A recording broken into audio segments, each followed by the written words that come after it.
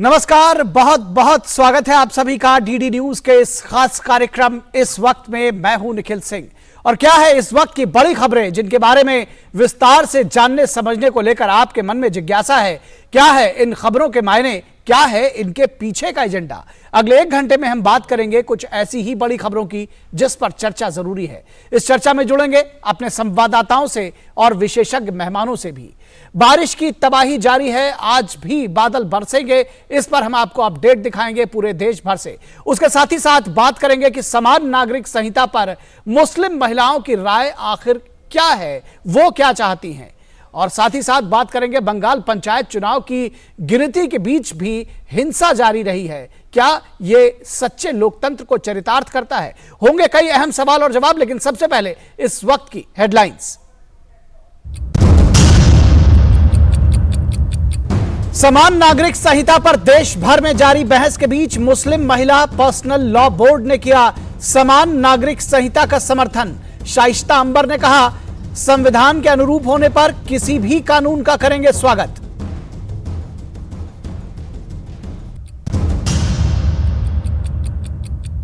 उप हिमालयी पश्चिम बंगाल, सिक्किम, अरुणाचल प्रदेश, असम और मेघालय में अलग अलग स्थानों पर भारी से अत्यधिक भारी बारिश होने का अनुमान। हिमाचल प्रदेश, उत्तराखंड सहित कई राज्यों में हो सकती है अत्यधिक वर्षा।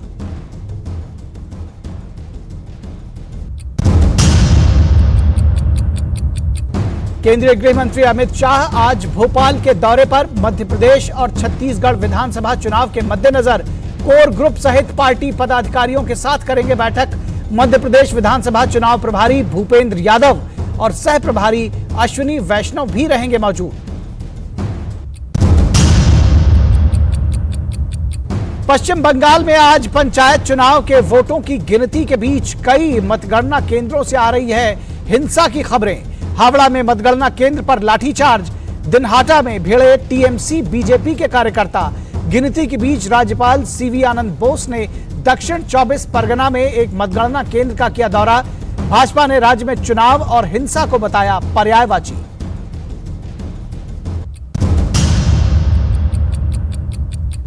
आतंकी साजिश के मामले में राष्ट्रीय जांच एजेंसी की बड़ी कार्रवाई। जम्मू कश्मीर के शोपियां और पुलवामा जिलों में 5 स्थानों पर छापेमारी। वहीं किश्तवाड़ में जम्मू कश्मीर पुलिस की विशेष जांच इकाई ने की छापेमारी।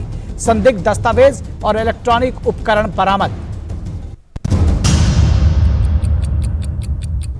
और गरीबी के खिलाफ लड़ाई में भारत को मिली अभूतपूर्व सफलता।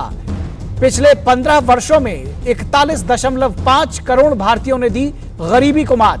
संयुक्त राष्ट्र विकास कार्यक्रम यूएनडीपी की रिपोर्ट के मुताबिक 2005 में भारत में 64.5 करोड़ गरीब थे, जबकि 2021 में यह संख्या घटकर 23 करोड़ रह गई। पोषण संकेतक और शिशु मृत्यु दर में भी उल्लेखनीय सुधार। तो इस वक्त में सबसे पहले बात करेंगे पश्चिम बंगाल के चुनावों की, जहां मतगणना जारी है और चुनावी हिंसा के बाद टीएमसी की जीत की ओर बढ़ रही है टीएमसी। लेकिन यह जीत क्या सही मायनों में सच्चे लोकतंत्र को चरितार्थ करती है, यह बड़ा सवाल है। रक्तरंजित बंगाल चुनाव ने इस बार अपने सभी रिकॉर्ड तोड़ दिए हैं, लेकिन भारी मतों से टीएमसी की जीत के रुझान ने विपक्षी पार्टियों को चौंकाया है। 2 दशक बाद पश्चिम बंगाल में बैलेट पेपर से चुनाव ने क्या धांधली का मौका दिया। विपक्ष ने बंगाल की हिंसा को स्टेट स्पॉन्सर्ड मर्डर बताया है। मतगणना रुझान में टीएमसी ने बम्पर बढ़त ले ली है, लेकिन टीएमसी का जमीन पर विरोध उसकी लोकप्रियता के दावे को कहीं ना कहीं खोखला साबित करता है। बीजेपी का आरोप है कि काउंटिंग बूथ पर विपक्ष के कार्यकर्ताओं को घुसने भी नहीं दिया गया। वहीं काउंटिंग बूथ पर बम धमाके करके उन्हें डराया गया और भगाया गया। बीजेपी एमपी जगन्नाथ सरकार की टीएमसी के लोगों ने नादिया के एक बूथ पर पिटाई कर दी। बीजेपी का आरोप है कि हिंसा के लिए टीएमसी को पूरी छूट मिली है। बीजेपी नेता संबित पात्रा का आरोप है कि सेंट्रल फोर्सेस के बावजूद 45 लोगों की हत्या यह दिखाता है कि राज्य सरकार का यह प्रायोजित मर्डर है। उन्होंने राहुल गांधी से पूछा कि अब मोहब्बत की दुकान कहां है। सवाल है कि लोकल बॉडी के चुनाव में ऐसी हिंसा पूरे देश में कहीं नहीं देखी जाती, सिर्फ बंगाल में क्यों। बंगाल में पंचायतों पर कब्जे का मकसद क्या है। पिछली बार टीएमसी ने आधी से अधिक सीटें निर्विरोध जीती थी, लेकिन इस बार भारी विरोध और हाईकोर्ट के हस्तक्षेप के नॉमिनेशन करने का मौका दिया। हालांकि अभिषेक बनर्जी ने पहले कहा था कि जीतेगी टीएमसी ही। तो ये जो जीत है वो भी कई सारे सवाल खड़े करती है, बहुत सारे सवाल जो विपक्ष ने भी पूछे हैं और आम लोग भी पूछ रहे हैं। बीजेपी प्रवक्ता संबित पात्रा ने पंचायत चुनाव में जारी हिंसा की निंदा करते हुए पश्चिम बंगाल में चुनाव और हिंसा को एक दूसरे का पर्याय बताया है।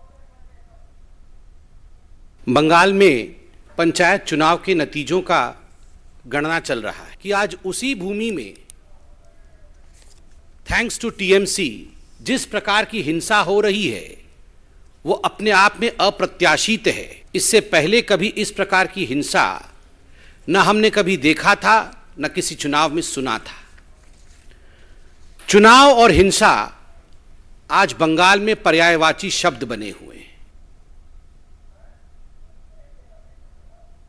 और इस पूरी खबर पर बातचीत करने के लिए कोलकाता से हमारे संवाददाता प्रसेनजीत बख्शी हमारे साथ जुड़े हुए हैं। उनसे और ताज़ा अपडेट्स लेंगे, वहां के हालात के बारे में बताइए प्रसेनजीत, क्या ताज़ा अपडेट्स हैं और क्या हिंसा अभी भी जारी है? क्या मतगणना के दौरान भी हिंसा हो रही है?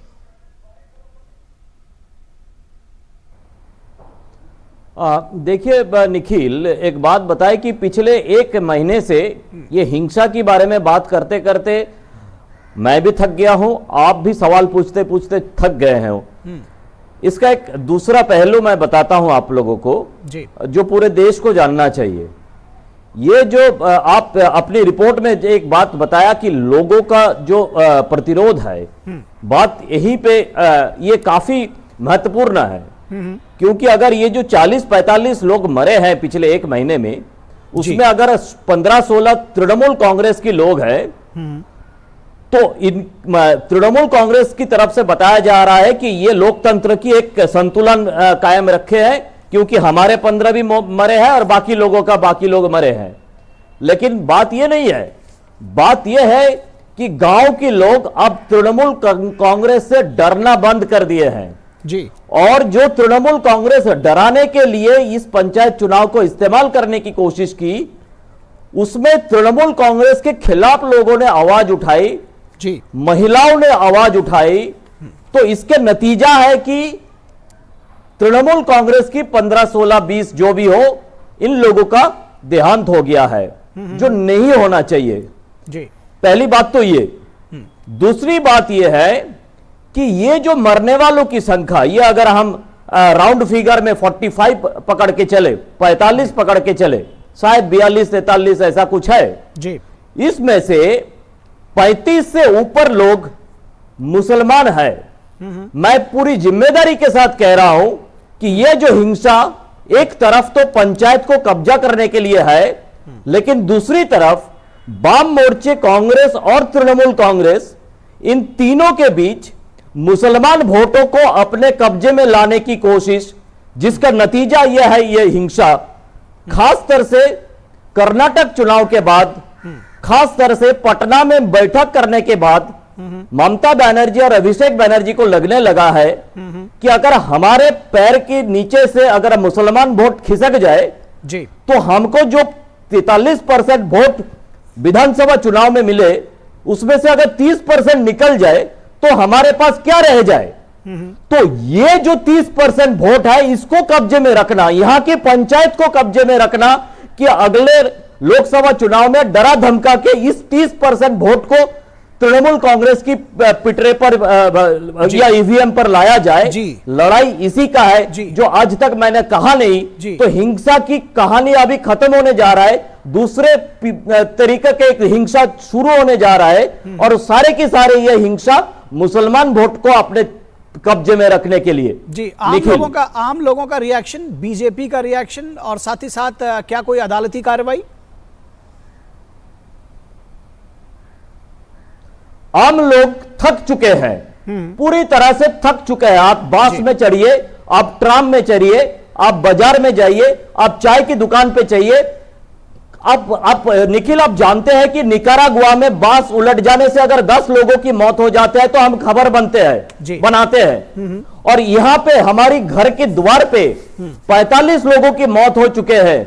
और मुख्यमंत्री ममता बनर्जी का एक भी बयान नहीं है, एक भी बयान नहीं है जी। अभिषेक बनर्जी जिन्होंने ताल ठोक के पिछले 1.5 महीनों तक उन्होंने बता के आए थे कि पूरे शांतिपूर्ण चुनाव कराएंगे हम, आज उसका एक भी बयान नहीं है जी। उनके भी जो समर्थक है वो भी थक चुके हैं, क्योंकि जो मरे हैं वो किसी का बेटा है, किसी का पिता है, किसी का पति है जी।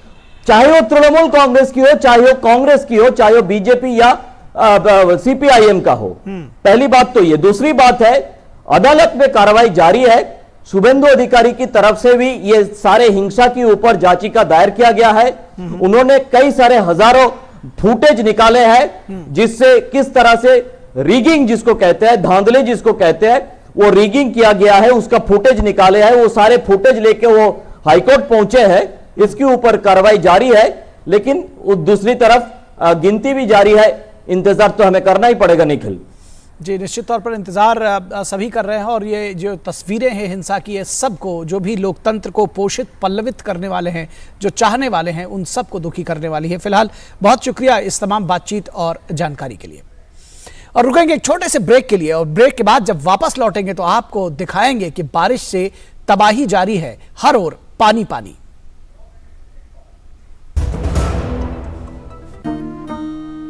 बेमौसम बारिश, आंधी और तूफान की चिंता भूल जाओ, फसल बीमा कराओ, सुरक्षा कवच पाओ।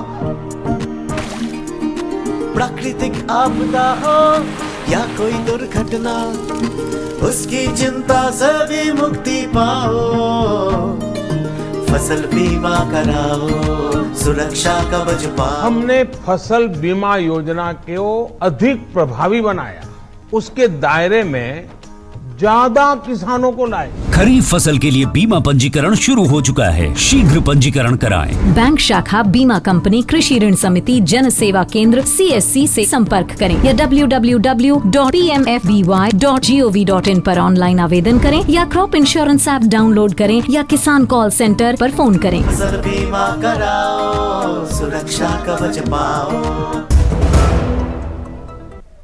स्वागत है आपका ब्रेक के बाद, और अब बात करेंगे बारिश जिसने चारों ओर तबाही मचा दी है, जिसने जनजीवन को अस्त व्यस्त कर दिया है। बारिश से तबाही जारी है और सबसे खास बात है कि अभी भी जो मौसम विभाग की चेतावनी है वो और बारिश की ओर बताई जा रही है। देश के अधिकांश हिस्सों में मूसलाधार बारिश का सिलसिला जारी है। पहाड़ी राज्यों में इसका सबसे ज्यादा असर देखा जा सकता है। हिमाचल प्रदेश, उत्तराखंड, उत्तर प्रदेश, पश्चिम मध्य प्रदेश, बिहार, पंजाब, हरियाणा, दिल्ली, NCR और राजस्थान के कई इलाकों में मूसलाधार बारिश से जनजीवन अस्त व्यस्त हो गया है। हिमाचल प्रदेश, उत्तराखंड और जम्मू कश्मीर के तमाम हिस्सों में अत्यधिक वर्षा, भूस्खलन, फ्लैश फ्लड और मार्ग अवरुद्ध होने से स्थिति गंभीर बनी हुई है। हिमाचल प्रदेश में बारिश की वजह से व्यास नदी में सैलाब आ गया है। इससे 700 से ज्यादा सड़कें बह गई हैं। तमाम पुल भी नदी के चपेट में आकर ध्वस्त हो गए हैं। सैलाब का सबसे ज्यादा असर मंडी और कुल्लू जिलों में पड़ा है। मंडी में चंडीगढ़ मनाली राष्ट्रीय राजमार्ग भूस्खलन के कारण बंद हो गया है। उत्तराखंड में 3 दिन से मूसलाधार वर्षा का दौर जारी है। मौसम विभाग केंद्र के अनुसार अगले 2 दिनों तक भारी वर्षा का सिलसिला बना रह सकता है। देहरादून, उत्तरकाशी, हरिद्वार और टिहरी जिलों में आज सुबह से तेज बारिश हो रही है। नदियों का जलस्तर बढ़ने से आसपास की बस्तियों को खतरा पैदा हो गया है। चमोली जिले में जोशीमठ से 50 किलोमीटर आगे कल शाम ग्लेशियर टूटने से जुम्मा ब्रिज बह गया। इससे नीति घाटी की आवाजाही पूरी तरह से बाधित हो गई है। पंजाब और हरियाणा के कई जिलों में भारी बारिश से जनजीवन अस्त व्यस्त है। भारी बारिश के कारण कई इलाकों में बाढ़ जैसे हालात पैदा हो गए हैं।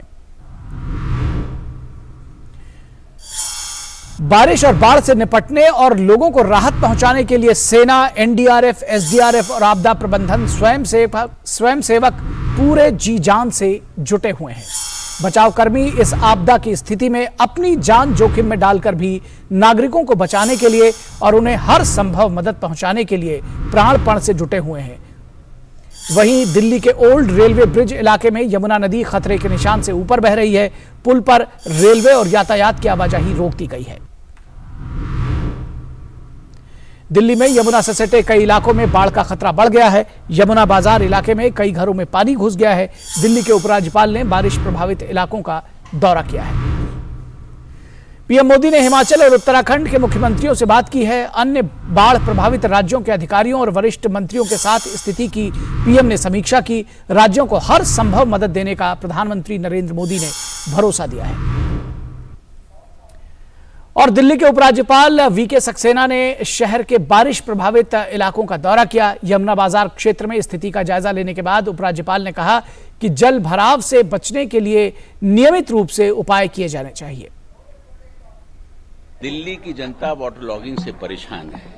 ये एक हर साल का रिचुअल बनकर चला आ रहा है। जो सीवेज की क्लीनिंग होनी चाहिए वो नहीं होती है। जो ड्रेन वाटर को हार्वेस्ट करना चाहिए या उसको प्रॉपर ट्रीट करना चाहिए वो नहीं हो रहा है। सालों साल से जो नहीं हुआ है उसकी वजह से हर वक्त वाटर लॉगिंग होती है। यमुना की डिसिल्टिंग रेगुलर होनी चाहिए जिससे कि उसकी वाटर होल्डिंग कैपेसिटी बढ़े। नजफगढ़ ड्रेन की डिसिल्टिंग रेगुलर होनी चाहिए जिसकी वजह से उसकी वाटर होल्डिंग कैपेसिटी बढ़े। ये सब चीजें ना होने की वजह से आज दिल्ली के अंदर जगह जगह पर पानी भरा हुआ है। ये दुखद है और मेरी कोशिश होगी कि इन सब चीजों पर ध्यान दिया जाए जिससे कि हर साल जो दिल्ली की जनता को ये तकलीफें झेलनी पड़ती उनना। और इस पूरी खबर पर बातचीत करने के लिए बारिश से जुड़ी हुई तमाम खबरों को पर बात करेंगे। हमारे संवाददाता देहरादून से अवधेश नौटियाल जुड़े हुए हैं और उसके साथ प्रिंस मिश्रा भी जुड़ेंगे चंडीगढ़ से। पहले अवधेश का रुख करते हैं। अवधेश, ताज़ा अपडेट बताइए। चंडीगढ़ मनाली मार्ग भी अवरुद्ध है, उसके अलावा भी पंजाब और हरियाणा में भी जबरदस्त बारिश का प्रकोप है। क्या जानकारी देंगे, क्या ताज़ा अपडेट्स हैं आपके पास? निखिल, बिल्कुल। अभी अगर देहरादून की बात करो तो देहरादून में तो बारिश हल्का अभी रुकी हुई है, लेकिन जो पहाड़ी क्षेत्र है वहां पर हालात बिल्कुल सही नहीं है। वहां पर हालात लगातार बिगड़ते जा रहे हैं। जो गंगोत्री राष्ट्रीय राजमार्ग है, यमुनोत्री राष्ट्रीय राजमार्ग है, वो कई जगह से बाधित है। श्रद्धालु जो है कई जगह पर जो है फंसे हुए हैं। हालांकि उनको स्थानीय प्रशासन द्वारा जो सुरक्षित जगह है वहां पर ठहराया गया है। जो कांवड़ी है, कांवड़ यात्रा के लिए गंगा जल लेने जाते हैं गंगोत्री धाम, वो भी जगह जगह फंसे हुए हैं। ऐसा ही कुछ बद्रीनाथ में जो राष्ट्रीय राजमार्ग है वहां देखने को मिल रहा है। वहां सिरोपगढ़ के पास जो हमेशा एक डेंजर पॉइंट है कि हमेशा भूस्खलन हो जाता है, वो एक बार फिर हो गया है। वहां पर भी जो है अभी यात्रा प्रभावित नजर आ रही है। लगातार जेसीबी मशीनों के जरिए उसको खोलने का प्रयास किया जा रहा है। केदारनाथ धाम में भी कई जगह जो राष्ट्रीय राजमार्ग है वहां पर क्योंकि लगातार बारिश हो रही है तो छोटा छोटा मलबा जो है सड़कों पर आ जा रहा है। तो अगर बात की जाए ज्यादा ये जो नदियों का उफान है तो गंगा समेत तमाम जो नदियां हैं उत्तराखंड में अपने खतरे के निशान से कुछ ही नीचे बह रही हैं। गंगा जो है लगभग अब जो 20 से 25 सेंटीमीटर के लगभग अपने खतरे के निशान से नीचे है। टिहरी जलाशय जो एशिया का सबसे बड़ा बांध है वो खतरे के निशान से अभी नीचे बह रहा है, लगभग 725 मीटर के आसपास है। हालांकि जो खतरे का निशान है वो 813 मीटर है, लेकिन जो जल स्तर है उसका वो लगातार बढ़ता जा रहा है। ऐसी जो छोटी छोटी नदियां हैं, चाहे वो टॉस नदी की बात करूं, यमुना की बात करूं, सौंग की बात करूं या पिथौरागढ़ में धौलीगंगा नदी की बात करूं, तो ये अपने जो बिल्कुल नदियां उफान पर है। पिथौरागढ़ में खुद जो गुंजी कैलाश मार्ग है वहां पर कई जगह पर जो है तेज पानी आने के कारण कई गांवों में जो है पानी भर गया, जिसके कारण तमाम जो ग्रामीणों को सुरक्षित स्थानों पर भेजा गया है। ऐसी जो उत्तरकाशी के मार्ग है वहां पर भी कई जगह जल भराव की समस्या उत्पन्न हो गई है। जो पर्वतीय अन्य जनपद है वहां पर खुद हो गई है। आज खुद मुख्यमंत्री पुष्कर सिंह धामी जो है देहरादून शहर में तमाम जगहों पर निकले, यहाँ उन्होंने जल भराव की समस्या देखी। खुद देहरादून शहर की अगर बात करूं तो यहाँ पर जो शिमला बाईपास क्षेत्र है, विकास नगर का क्षेत्र है, कई जगह जो है जल भराव की विकट स्थितियां पैदा हो गई हैं।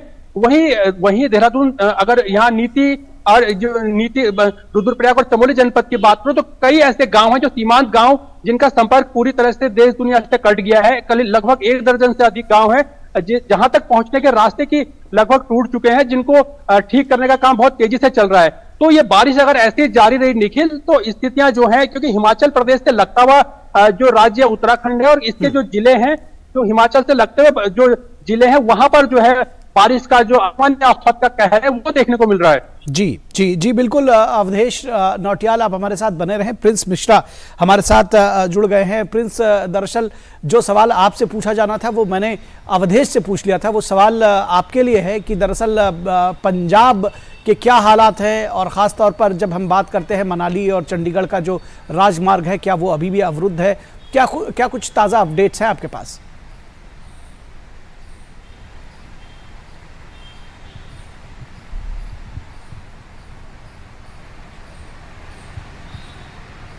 देखिए अभी तो क्या है कि कल शाम से ही बरसात जो है कई इलाकों में, पंजाब के कई शहरों में रुकी हुई है और आज कई इलाकों में धूप भी अच्छी निकली थी सुबह से ही। लेकिन जब धूप निकली है उसके बाद से जो बाकी जो पानी जब सूखा है तो उसके बाद से बाकी जो चीज़ें थी वो सामने निकल के सामने आ रही है। आपने राष्ट्रीय राजमार्ग की बात की है तो ये एक ही राष्ट्रीय राजमार्ग नहीं, इसके अलावा कई राष्ट्रीय राजमार्ग है जो प्रभावित हैं। कई पुल जो है अंदर के जो कनेक्टिविटी है जो एक शहर से दूसरे शहर तक जोड़ती है वो भी टूटी हुई है। करीब 500 ऐसे गांव हैं पूरे पंजाब के अंदर जिसके अंदर अभी भी जो है डिस्टर्बेंस बनी हुई है, उनका संपर्क टूटे हुए हैं। इसके अलावा अगर ट्रेनों की बात की जाए तो 33 ट्रेनें जो हैं अभी भी पंजाब से जाने वाली हैं वो भी प्रभावित हैं। कईयों के रूट डाइवर्ट किए गए हैं, कई ट्रेनें कैंसिल की गई हैं। अभी जो है सारे मरम्मत के काम जो है उस पर जो है प्रशासन अब शुरू हो रहा है काम करना, क्योंकि हमने सुबह भी गए थे, हम फील्ड के अंदर देखा था हमने कि कई सड़कें जो हैं वो टूटी हुई हैं, क्योंकि पानी का बहाव इस तरह से एकदम से 2 दिनों तक आया कि जितने पुल बनाए गए थे, जितने भी उनकी शक्ति थी इसको चीज़ों को रोकने की, पानी को रोकने की, वो सब जो है विफल साबित हुई थी। तो ऐसे में जो है अभी हालात सामान्य होने में अभी कुछ दिन और लग सकते हैं, क्योंकि मौसम विभाग ने अभी भी कुछ जो शहर हैं अभी भी ऑरेंज अलर्ट और येलो अलर्ट में रखा हुआ है। कई शहर तो ऐसे हैं जहाँ पे अभी भी रेड अलर्ट जारी है। तो ऐसे में है कि मौसम विभाग भी अपना जो है अपडेट देता जा रहा है। ऐसे में प्रशासन उसी के हिसाब से अभी जो है काम करने में आगे लगा हुआ है। जी निखिल जी, बहुत शुक्रिया अवधेश नौटियाल आपका जो उत्तराखंड से सारे अपडेट्स हमको देने के लिए, और प्रिंस मिश्रा आपका भी पंजाब और हरियाणा समेत आपने हिमाचल प्रदेश की भी बात कही। अवधेश आपने भी हिमाचल प्रदेश से जुड़ी हुई खबर दी। आप दोनों का बहुत शुक्रिया। आप नज़र बनाए रखें, स्वयं भी सुरक्षित रखें और हमको भी अपडेट्स देते रहें। बहुत शुक्रिया। और यहाँ रुकेंगे एक छोटे से ब्रेक के लिए। ब्रेक के बाद जब वापस लौटेंगे तो चर्चा करेंगे कि विपक्षी एकता और नीतीश कुमार आखिर किस तरह से एक दूसरे के आगे पीछे रह रहे हैं और कौन ऐसे लोग हैं जो नीतीश कुमार को भी निपटाने में लगे हुए हैं।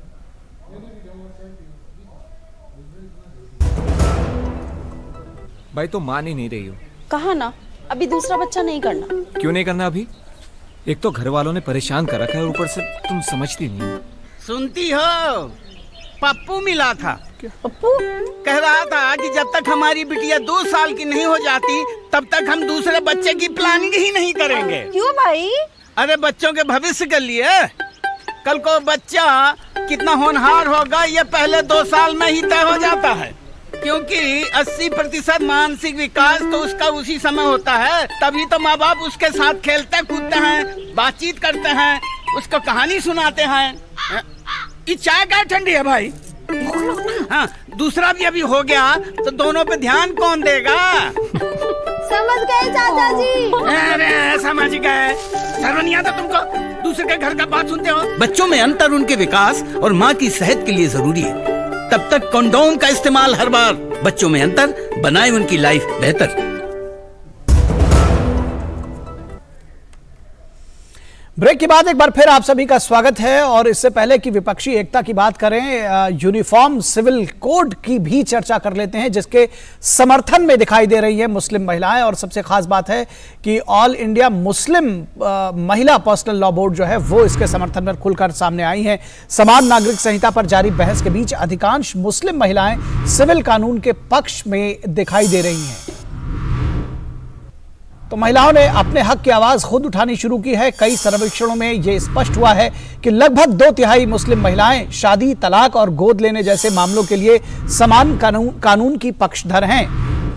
कई मुस्लिम विद्वानों का कहना है कि शरीयत में कई ऐसे कानून हैं जो वर्तमान समय में महिलाओं के लिए ठीक नहीं कहे जा सकते और किसी भी लोकतांत्रिक देश में इनको नहीं रखा जा सकता। All India Muslim personal law board समान नागरिक संहिता के खिलाफ है और लॉ कमीशन को इसके खिलाफ अपनी राय दे रहा है बोर्ड। और तमाम बार all India Muslim personal law board इसके खिलाफ अपनी राय जाहिर कर रहा है, लेकिन बोर्ड के फैसले से सहमत नहीं है अधिकांश महिलाएं। उनका कहना है कि all India Muslim personal law board केवल उच्च वर्ग के मुसलमानों का प्रतिनिधित्व करता है। इन महिलाओं का दावा है कि all India Muslim personal law board में इसके 200 सबसे ज्यादा महत्वपूर्ण सदस्यों में पसमानदा मुसलमानों की भागीदारी नहीं है।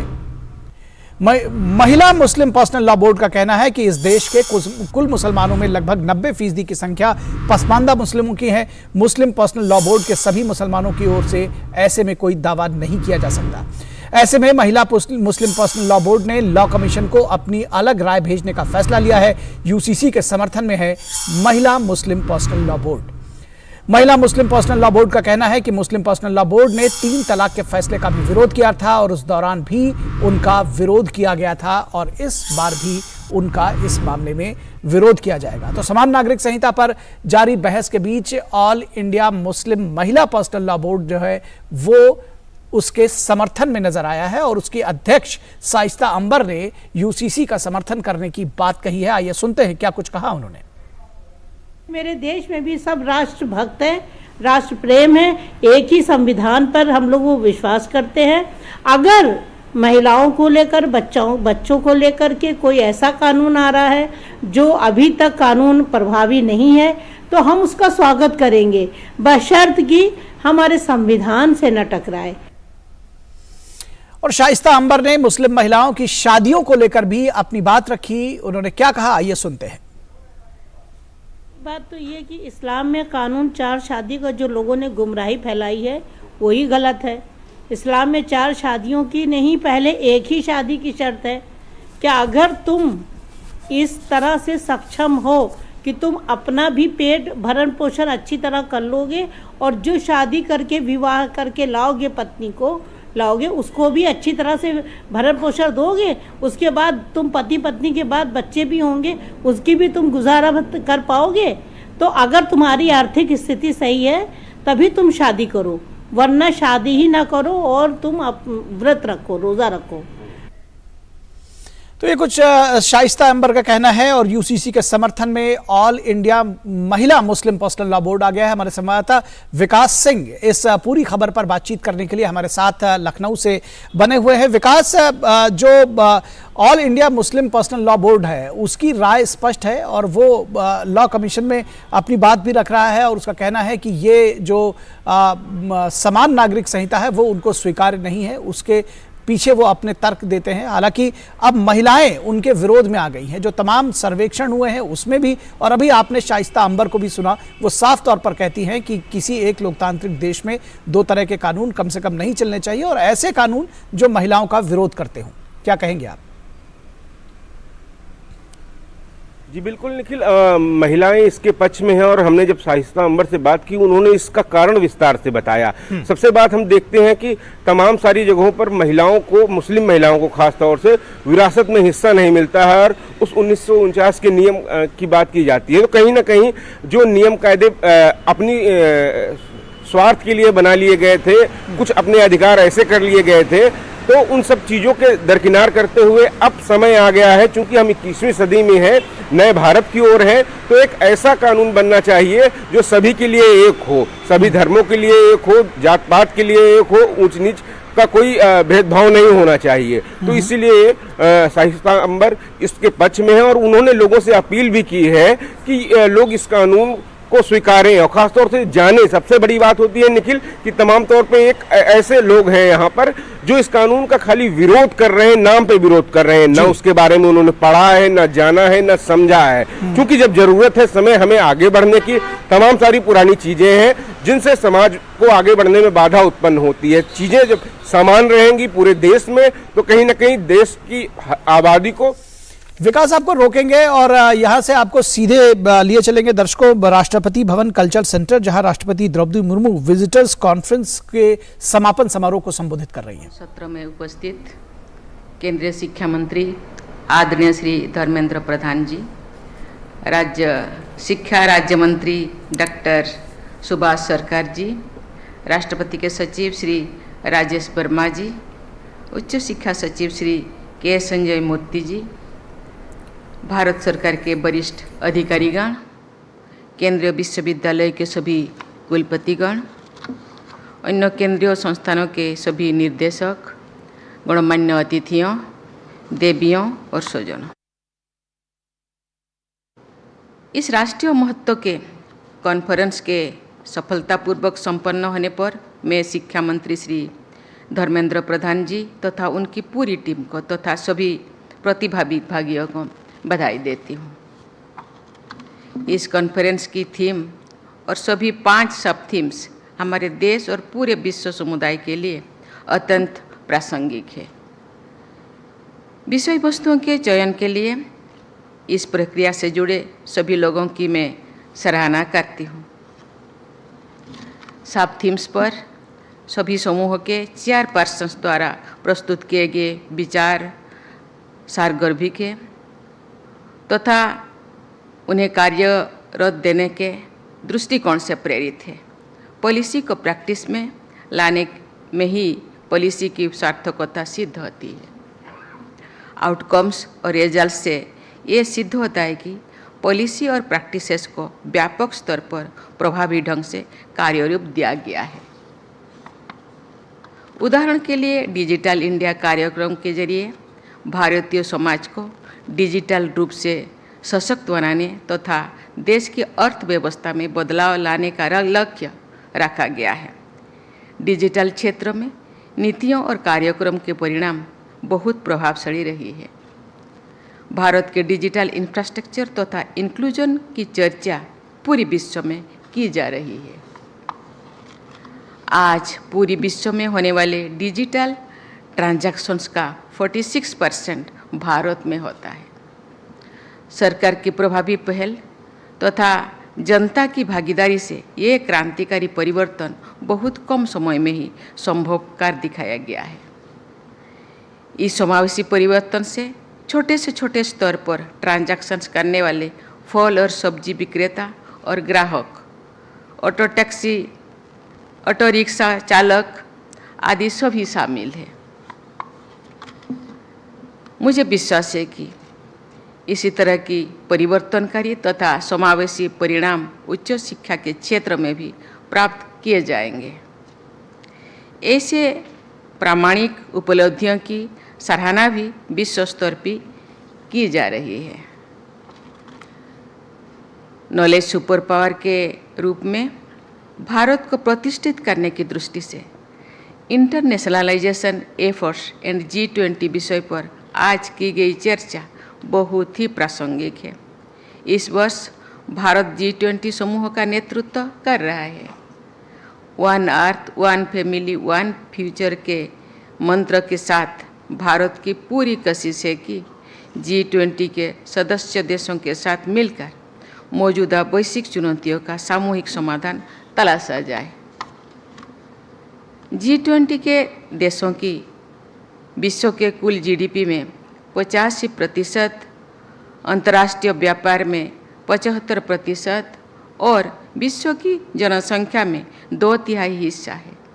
इसीलिए यदि भारत की G20 देशों की शिक्षा व्यवस्था में अग्रणी स्थिति बनती है तो हमारा देश नॉलेज सुपर पावर बनने के राष्ट्रीय लक्ष्य को अवश्य प्राप्त कर लेगा। Ladies and gentlemen, I am happy to note that research contributions and cognitions was one of the 5 sub-themes taken up today. Innovation and cutting-edge R&D are among prime movers of economic and social development of the nation. National Education Policy 2020 puts special emphasis on creativity and innovation. Promoting outstanding research is one of the basic principles of this policy. Leading universities and technology institutions in the world have focused on innovation. They provide an ecosystem that supports research and development which can be applied in industrial and commercial spheres. Higher education institutions in our country have the potential of becoming powerhouses of research and innovations.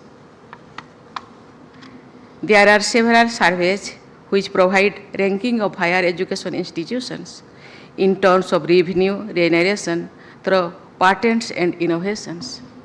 I am glad to observe that higher education institutions in India are making the transition towards promoting startups, applied research and economically valuable innovation while preserving the tradition of fundamental research. I am sure that in your institutions, all of you will promote a research and innovation-oriented ecosystem. Such research and innovation may be used for industrial and commercial purposes. I would like to suggest that some methods may be developed to recognize and reward those institutions of higher education which create valuable intellectual property and generate revenue through such patents and innovations. देवी और स्वजनों, diversity, equality, inclusivity and wellness पर विशेष सत्र आयोजन करने की मैं सराहना करती हूँ। संवेदनशीलता के ये सभी आयाम उच्च शिक्षा को समग्रता प्रदान करेंगे। Institutions of higher education are among the most effective platforms for promoting our constitutional ideals of justice, equality, fraternity, individual dignity, and respect for women. आधुनिक युग में विकसित और शक्तिशाली देश अपने उच्च शिक्षण संस्थानों के लिए भी जाने जाते हैं। उन देशों के उच्च शिक्षण संस्थानों में सभी देशों के विद्यार्थी अध्ययन करना चाहते हैं।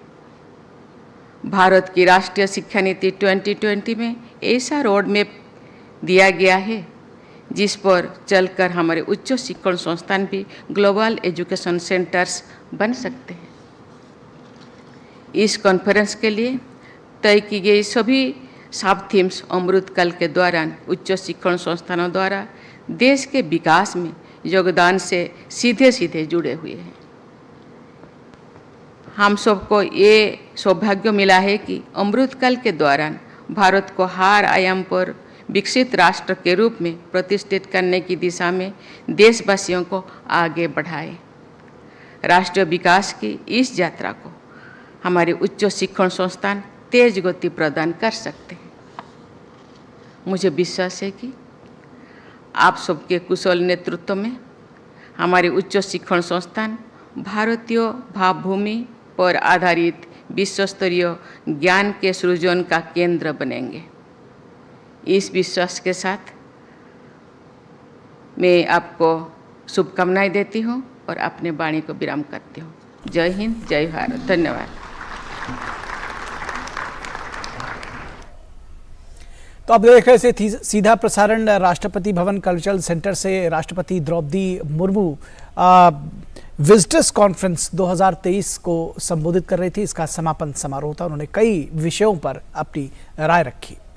और बढ़ते हैं अब जो हमारी खबर थी उसकी बात करते हैं। और हम बात कर रहे थे कि समान नागरिक संहिता पर जो मुस्लिम महिलाएं हैं उनका क्या कुछ कहना है। हमारे साथ में हमारे संवाददाता लखनऊ से विकास सिंह जुड़े हुए हैं, उनके पास एक बार फिर रुक करेंगे। विकास, लगभग आपने अपनी बात कह दी थी, हमने शाइस्ता अंबर को भी सुना था। एक बात बहुत संक्षेप में आपसे जानना चाहेंगे कि ये जो all India Muslim personal law board है वो क्यों उसको इतना इस पूरे कानून पर उसको क्यों इतना ज़्यादा दिक्कत है? क्या दिक्कत है उनको अगर समान नागरिक संहिता लागू हो जाए देश में? निखिल, एक बात बिल्कुल साफ है कि जिस तरीके का जो लोग विरोध कर रहे हैं, मुस्लिम पर्सनल लॉ विरोध कर रहा है, उसके पीछे एक बड़ा कारण है। सबसे बड़ा कारण है एक विरोध के लिए विरोध करना, दूसरा उनकी दुकानदारी बंद हो जाना, जिसको लेकर वो लगातार काम कर रहे थे। धर्म के ठेकेदार थे और इन ठेकेदारों की दुकानें बंद हो जाएंगी। जिस तरीके से नए कानून बनेंगे और यूसीसी को लेकर जिस तरीके से आम लोगों की राय आ रही है, खासतौर से आम मुस्लिम की अगर बात करते हैं जो बाकी चीजों में नहीं रहता है, तो वो इसके समर्थन में वो चाहता है कि उसको जो लाभ मिल रहे हैं तो उसको जो है करें एक दायरे में लाया जाए। तमाम सारी नियम कानून कायदे हैं वो सभी के साथ एक तरीके से व्यवहार किया जाए। महिलाओं की बात हो या आम लोगों की बात हो, एक कानून होना चाहिए। इन धर्म के ठेकेदारों की दुकानदारी इससे बंद हो जाएगी, इसीलिए तमाम लोग इसके विरोध में आ गए हैं। जी, आपने साफ तौर पर और सीधे तौर पर जो बात थी वो रखी। बहुत शुक्रिया इस तमाम बातचीत और जानकारी के लिए विकास, बहुत शुक्रिया विकास। और यहाँ रुकेंगे एक छोटे से ब्रेक के लिए, और ब्रेक के बाद जब वापस लौटेंगे तो बात करेंगे विपक्षी एकता और नीतीश कुमार की। कौन नीतीश कुमार को ठिकाने लगाना चाहता है? हर दिन हर पल बनती खबरें, बदलती दुनिया, हम लेकर आते हैं आपके लिए बड़ी खबरें, संपूर्ण कवरेज, ताकि आप रहें खबरों के बीच हमारे साथ। मिड डे प्राइम हिंदी सोमवार से शुक्रवार दोपहर 1 बजे सिर्फ डीडी न्यूज पर।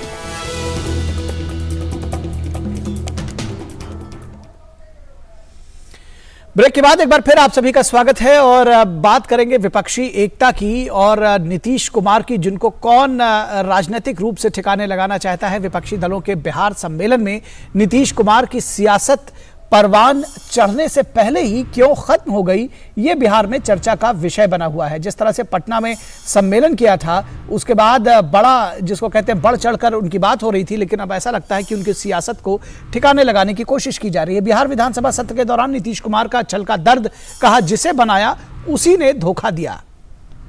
अपने विधायकों से नीतीश अपनी पीड़ा बता रहे थे, लेकिन व्यक्तिगत रूप से सभी से मिलकर उनकी राय भी जान रहे थे और उनका छल दर्द जो है वो इस बीच में छलक गया।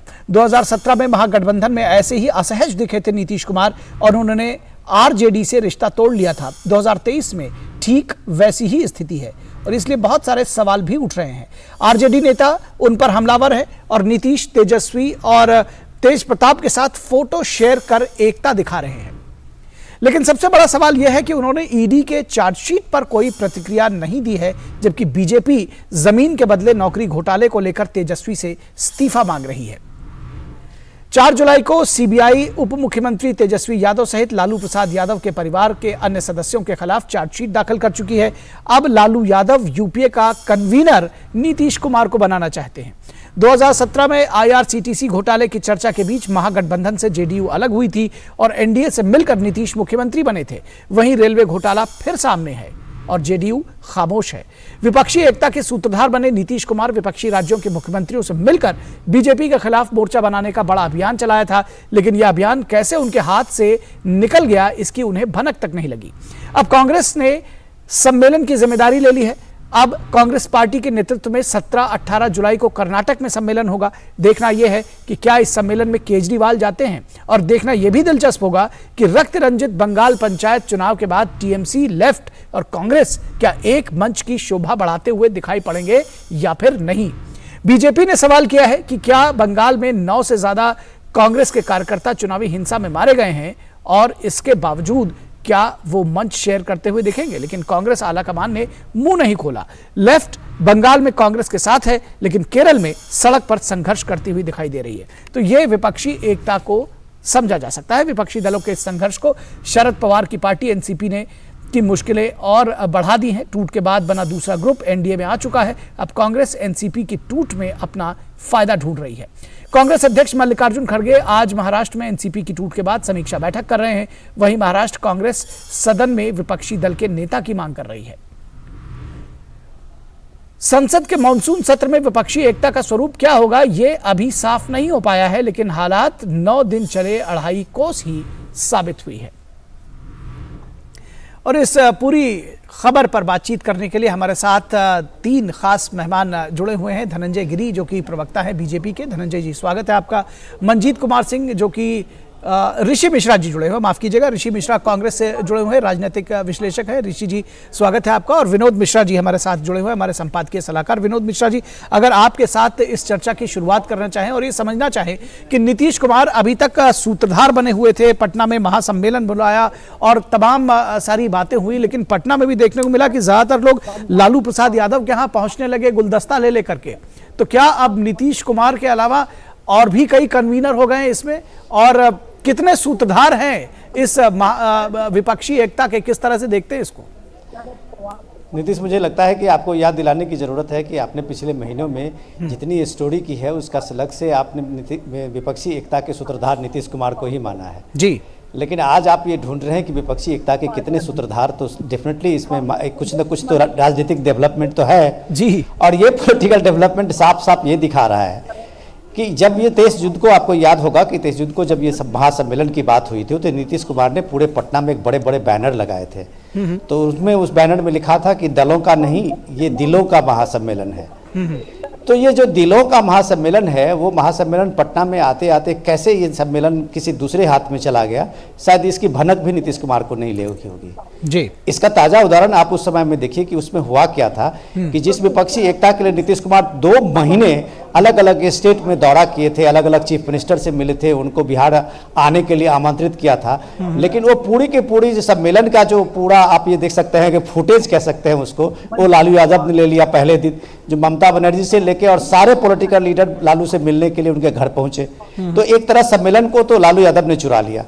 दूसरा, जब आते आते मीटिंग जब शुरू हुई थी तो आपको याद होगा कि शायद नीतीश कुमार की तरफ से ये बात नहीं कही गई थी कि ये अगला सम्मेलन कहाँ होगा, लेकिन खड़गे ने सबसे पहले पार्टी अध्यक्ष, कांग्रेस पार्टी अध्यक्ष ने इसका ऐलान कर दिया कि ये सम्मेलन जो अगला हम लोग मिलेंगे वो शिमला में मिलेंगे। कायदे से इसके कन्वेनर तो नीतीश कुमार थे, पार्टी के ये विपक्षी एकता के सूत्रधार वो थे, तो उनको करना चाहिए था, लेकिन ये मल्लिकार्जुन खड़गे ने किया।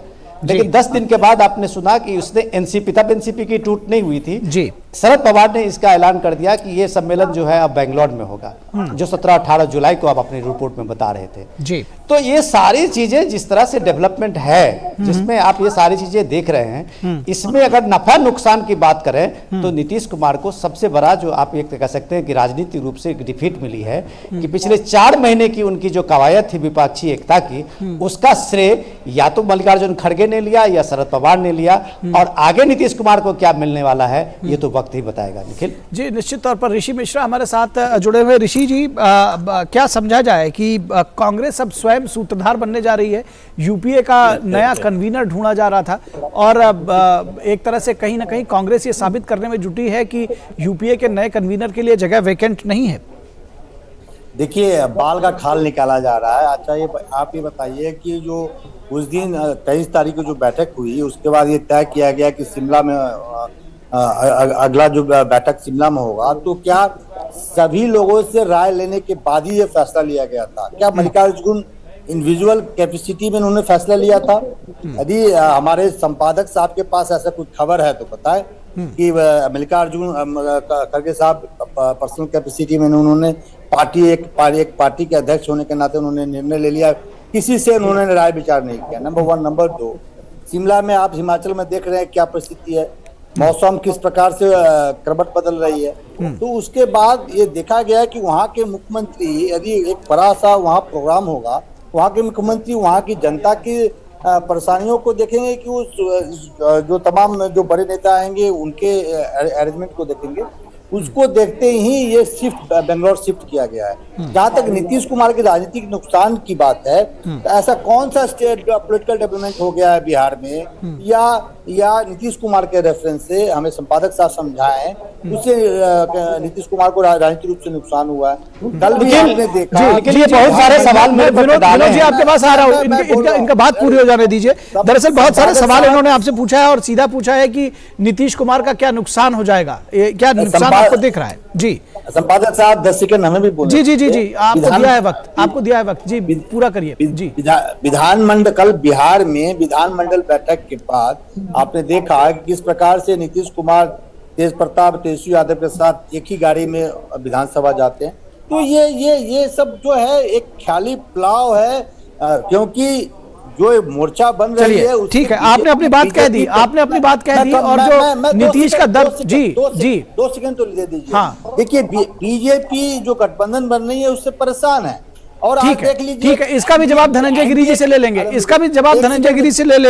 पहले विनोद मिश्रा के पास वापस आते हैं। विनोद जी, निखिल जी, ये ऋषि जी आपका हो गया बहुत, आपने कह दिया। जी, आपने अपनी बात लगभग कह दी ऋषि जी, कोई बात ये मैं ये बात दावे के साथ तो नहीं कह सकता, लेकिन ऋषि जी जो आए हैं उनके पास कोई तैयारी नहीं है। ये हमारे डिबेट को और हमारी रिपोर्ट को ही खारिज कर रहे हैं। सुनिए, आप पहली बात आप सुन लीजिए, आप सुन लीजिए। क्या ऐसा आपने अपना सवाल पूछ लिया है और सीधे मेरे से सवाल पूछा है, तो आप मेरे क्रेडिबिलिटी पे सवाल, तो आप क्रेडिबिलिटी पे कोई सवाल नहीं है, क्रेडिबिलिटी पे कोई सवाल नहीं है, कोई फीडबैक नहीं है आपके पास, कोई तैयारी। ऋषि जी क्रेडिबिलिटी पे कोई सवाल नहीं है। आप पहले सवाल कर, आप लोग आपस में बातें मत करिए। मैं एक चीज ये कह रहा हूँ कि क्रेडिबिलिटी पे कोई, अरे ऋषि जी सुनिए भाई, आप ऋषि जी आपने अपना पॉइंट रख दिया, आप उनको रख दीजिए। क्रेडिबिलिटी पे कोई सवाल नहीं उठा रहा है, एंकर महोदय, मेरा संपादक महोदय के प्रति ये बताइए, हर डिबेट में ऋषि जी तैयारी करके नहीं आए। देखिए, मैं सीधे आपको कह रहा हूं कि आपके पास कोई तैयारी नहीं है। चलिए उनको प्रूव करने दीजिए ऋषि जी, उनको प्रूव करने दीजिए, फिर आप अपनी बात रखिएगा। उनको साबित करने दीजिए, फिर अपनी बात रखिएगा। आप थोड़ा सा धैर्य रखिए, शिमला में पहले मत बोलिए। शिमला का डेट का जब अनाउंस हुआ था पटना में, उस समय में ये बारिश नहीं हो रही थी, उस समय नहीं ये बाढ़ और तबाही नहीं थी। आप क्या लॉजिक दे रहे हैं इस चीज को कि शिमला में ये आज की स्थिति है, ये 2 दिन से ये बारिश की तबाही है, ये 15 दिन पुरानी बात हो गई। उस समय में शिमला में ऐसा कोई मौसम नहीं था जो विपक्षी एकता के लिए मौसम के कारण बदल के बेंगलोर कर दिया गया। ये मैं इसलिए कह रहा हूं कि आपकी तैयारी नहीं है। आप उसके बाद आप देखिए कि मल्लिकार्जुन खड़गे ने उस बात को उसका अनाउंस किया था, उस डेट का और उसके प्लेस का, और बाद में वो शरद पवार करते हैं कि वो बेंगलोर में होगा। और बेंगलोर के बात को आप बताएं कि उसमें 8 जुलाई की बात थी, जो बाद में जो शरद पवार की पार्टी में टूट फूट हुई, तो उसके बाद फिर कांग्रेस की तरफ से इस डेट का और प्लेस के लिए बात बताया गया कि ये 17-18 को होगा। तो मेरा सिर्फ सवाल ये था, आप आते हैं और सीधे रिपोर्ट को ही खारिज करने लगते हैं। अरे ऐसे थोड़ी चलता है कि आप बैठे हुए हैं तो आपको हमने एक मंच दे दिया है और आपको जो मर्जी हो आप बोलते जाए और हम लोग चुपचाप आपकी बात सुनते जाए। सवाल इससे पहले जवाब भी सुनिए कि उसके काउंटर करूंगा। आप सुनिए सवाल का, आप सवाल का जवाब तो सुन लीजिए। रख रहे हैं भाई साहब, गलत तथ्य आप सवाल का जवाब सुनिए, उसके बाद आप धनंजय गिरी जी को पूछिएगा। बता दीजिए। अरे सुनिए, आपस में आप 2 ही लोग बात करते रहेंगे, मुझे अभी धनंजय गिरी जी के पास भी जाना है। विनोद जी बहुत जल्दी से समाप्त करें। चलिए ऋषि जी ऑफेंडेड फील मत हो, इसको एक स्वस्थ चर्चा के तौर पर लीजिए।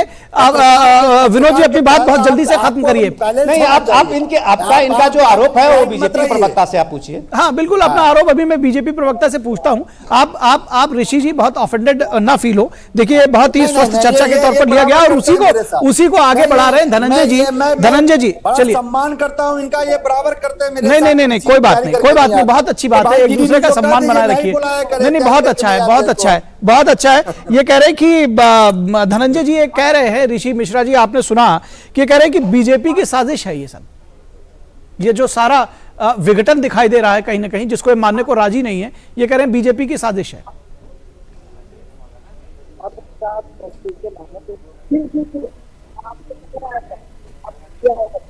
ऑडियो और जी ऑडियो में थोड़ी सी प्रॉब्लम है जी, ऑडियो में थोड़ी सी प्रॉब्लम है।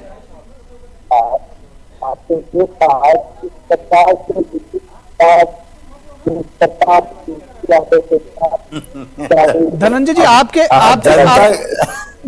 आवाज हम तक नहीं आ पा रही है। अपना लैपल आपने नीचे कर लिया, थोड़ा सा ऊपर करिए, शायद उससे आवाज आप तक पहुंच सके जी।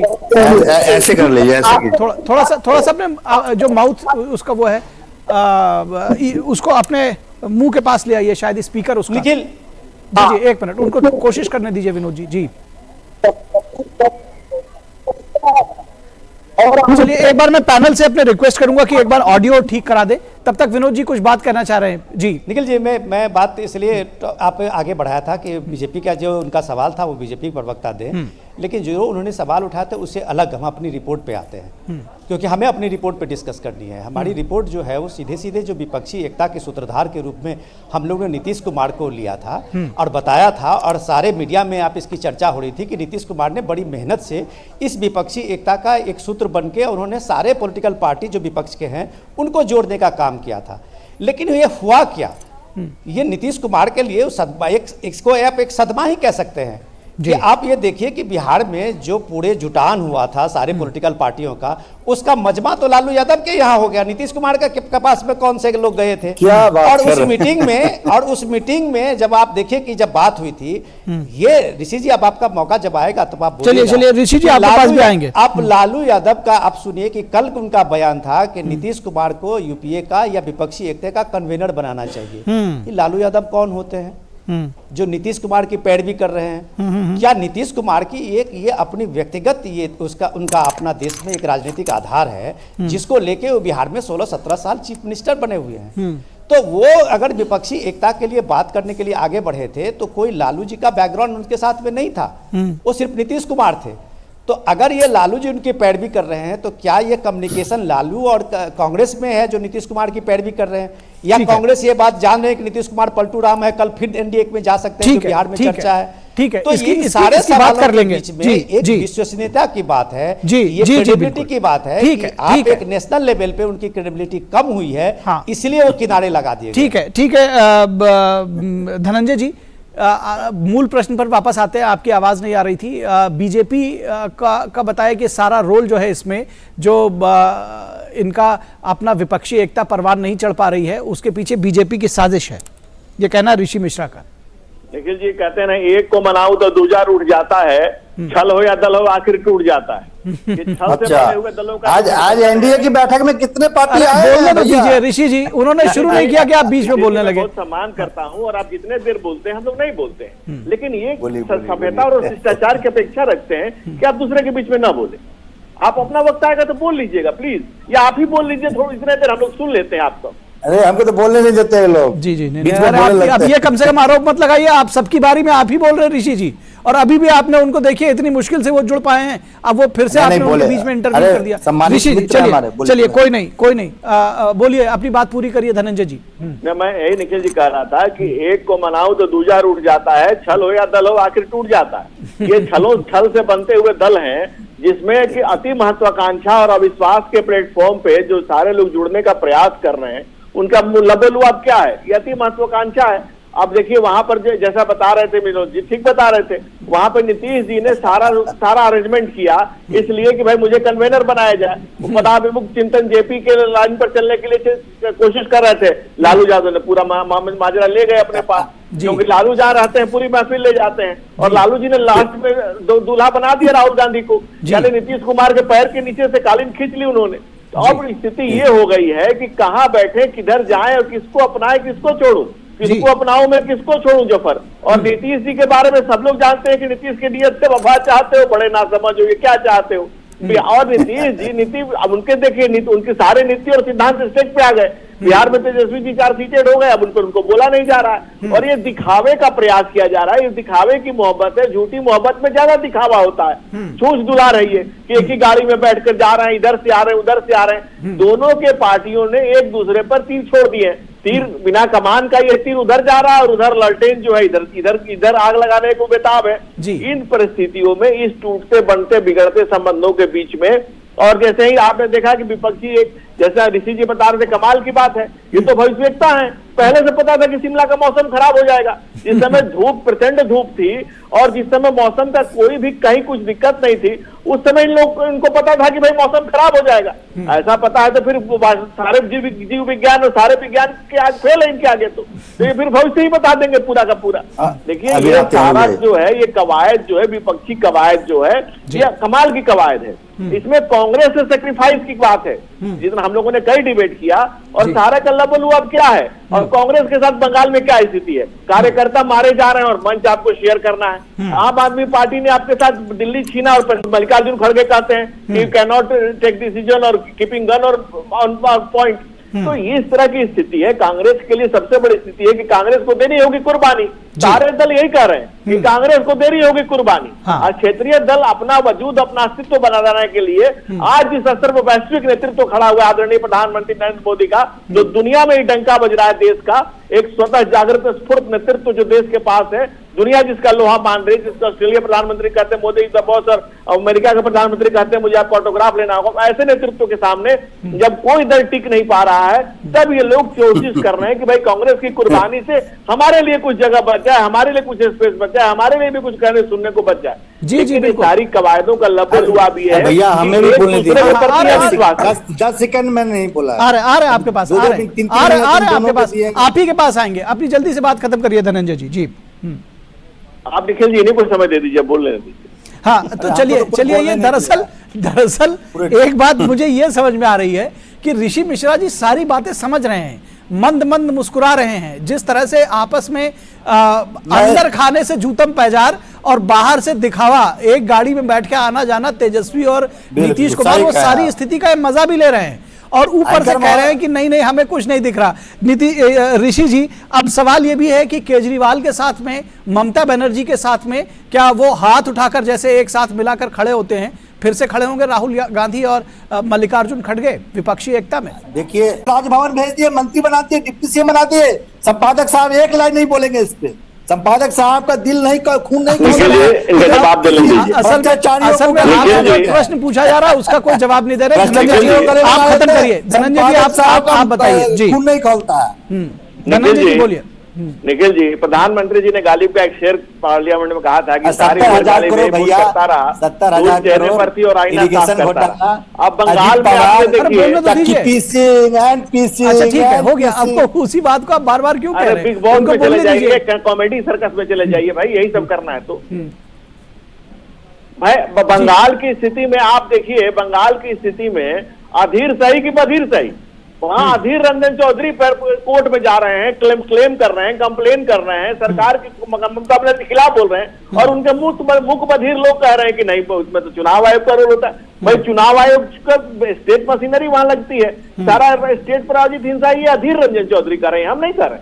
अधीर रंजन चौधरी कर रहे हैं, उनके बात का जवाब नहीं दे रहे हैं, उनका कोई दोष नहीं है। कमाल है, अभी यही कंफ्यूज कांग्रेस है ना, यही कंफ्यूज कांग्रेस को नहीं पता है, और इजी कंफ्यूजन से देश ने नहीं। धनंजय जी, मुझे लगता है कंफ्यूजन नहीं है। धनंजय जी, मुझे लगता है कंफ्यूजन नहीं है। ऋषि जी जानबूझकर उस मामलों को ट्रैक से उतारना चाहते हैं, क्योंकि उनके पास दरअसल जवाब ऋषि जी है नहीं आज आपके पास। क्योंकि आप देखिए, अधीर रंजन चौधरी कुछ और कह रहे हैं, आप यहां से कुछ और कह रहे हैं। जो आपसे सवाल पूछा जा रहा है तो आप एनडीए की एकता पे चले जा रहे हैं। फिलहाल अगली बार हम इस चर्चा में फिर आपको जोड़ेंगे, इस चर्चा में फिर जोड़ेंगे, और आप तीनों लोगों से यहाँ पर मैं चाहूंगा कि अब इस चर्चा को समाप्त किया जाए। एक कोई अंतिम बात विनोद मिश्रा जी कहना चाह रहे हैं। विनोद जी, केवल 20 सेकंड, हमारे पास बिल्कुल समय नहीं है।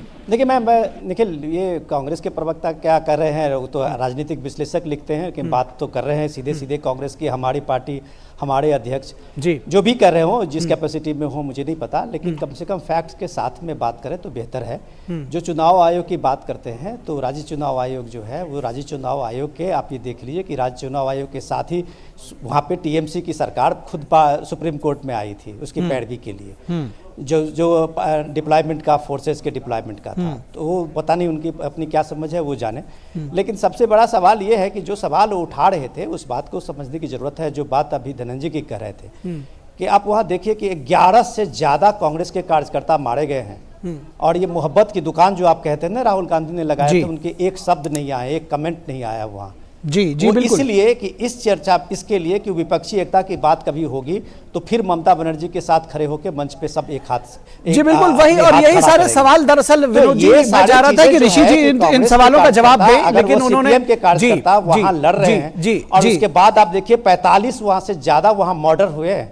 जी बिल्कुल, आज बिल्कुल इस पर हमने चर्चा की है। विनोद जी कहा है कि वो स्टेट स्पॉन्सर्ड मर्डर है। जी बिल्कुल, इस पर हमने चर्चा की है। विपक्षी एकता की बात करेंगे, और कल कहेंगे कि आप लेफ्ट भी, सीताराम येचुरी भी बैठेंगे, राहुल गांधी भी बैठेंगे, ठीक है, वहां मल्लिकार्जुन खड़गे भी बैठेंगे। विनोद जी, समय नहीं है हमारे पास, आपने अपनी बात कह दी। सारी चीजों के लिए आपको तर्क होना चाहिए। जी बिल्कुल, और हम चाहेंगे कि अगली बार ऋषि जी आपको फिर से चर्चा पे इसी तरह से जोड़ेंगे, और आपसे सवाल का जवाब सीधा चाहेंगे, क्योंकि मन भावे मूड हिलावे, और ये इस तरह का नहीं चल सकता है। फिलहाल आपका ऋषि मिश्रा जी बहुत शुक्रिया, विनोद मिश्रा जी आपका भी शुक्रिया, और धनंजय जी आपका भी बहुत शुक्रिया इस चर्चा में जोड़ने के लिए। और इस वक्त में बस इतना ही। हमारी पूरी टीम को दीजिए इजाजत। नमस्कार।